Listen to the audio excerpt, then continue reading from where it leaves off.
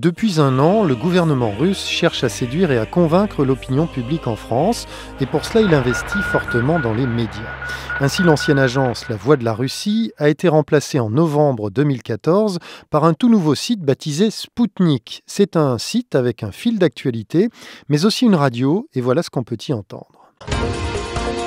Radio Spoutnik.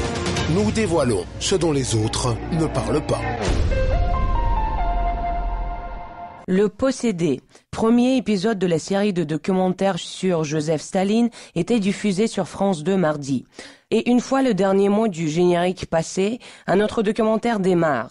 Et la place de Staline sur l'écran est alors prise par Poutine. D'après Garod Coleman, journaliste et analyste politique, sur une chaîne publique, tout choix de diffusion reflète la position gouvernementale. En août 2014, les Russes ont aussi débloqué plusieurs dizaines de millions d'euros pour lancer une version francophone de la télévision d'information RT, Russia Today.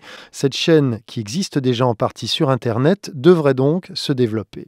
Mais ce soft power russe s'accompagne aussi de méthodes plus discutables. Les opposants russes en France, de Russie Liberté, dénoncent des piratages de leur site. Il faut savoir qu'il existe à Olguino, dans la banlieue de Saint-Pétersbourg, un centre pudiquement appelé Agence des recherches en Internet, un centre fortement soupçonné d'être une base arrière du piratage informatique au service du Kremlin. Ce serait de là-bas que partent les attaques qui visent l'association. Nous avons présenté la traduction du rapport Poutine la guerre.